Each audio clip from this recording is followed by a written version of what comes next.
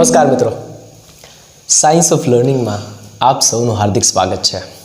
કોઈ પણ શાળામાં જો એક રમતગમત શિક્ષક હોય, એક ચિત્ર શિક્ષક હોય અને એક સંગીત શિક્ષક હોય તો આ ત્રણેય શિક્ષકો એ શાળા માટે ખજાનો છે। સામાન્ય રીતે આ ત્રણ શિક્ષકો અને એમના વિષયોને મોટાભાગની શાળાઓ એક્સ્ટ્રા સબ્જેક્ટ્સ અને શિક્ષકો ગણતી હોય છે। શાળામાં સંગીત, ચિત્ર અને રમતગમતના શિક્ષકનું મુખ્ય કામ શું હોય છે એ સંદર્ભે બહુ સ્પષ્ટતા હોતી નથી। એટલે શું થાય કે પેઢી દર પેઢી રમતગમતના શિક્ષકો, ચિત્રના શિક્ષકો અને સંગીતના શિક્ષકો જે કામ કરતા હોય એ જ એ કરે।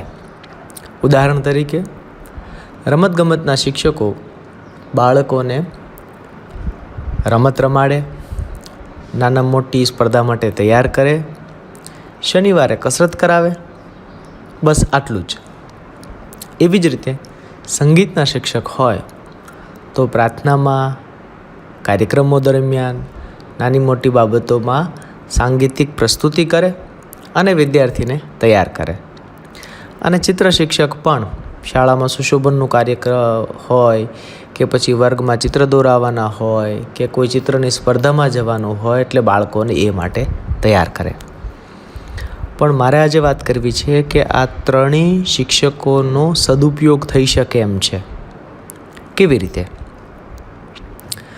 ગણિત, વિજ્ઞાન, અંગ્રેજી જેવા વિષયોમાં જે મુદ્દાઓ, પ્રોબ્લેમ્સ, કોન્સેપ્ટ્સ, સંકલ્પનાઓ બાળકોને શીખવામાં મુશ્કેલ લાગે છે એમાં આ ત્રણેય શિક્ષકોનો સદુપયોગ થઈ શકે।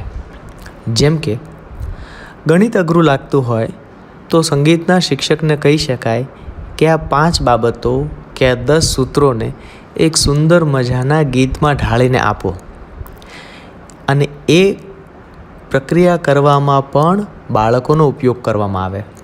બાળકો એક નાનકડું જૂથ બનાવીને શિક્ષક સાથે બેસે અને એ લોકો જ આ ગણિતના સૂત્રોનું ગીત બનાવે।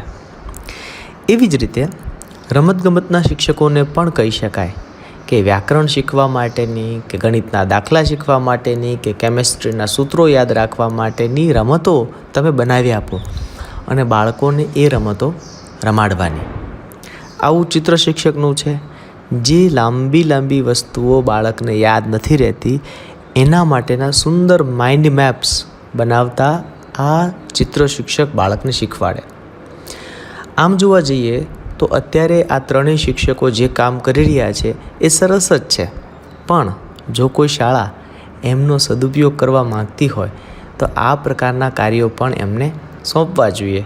તો બાળકોને ખરેખર ઘણી બધી બાબતોમાં એને ગમતી પ્રવૃત્તિઓ દ્વારા મદદ મળી શકે છે।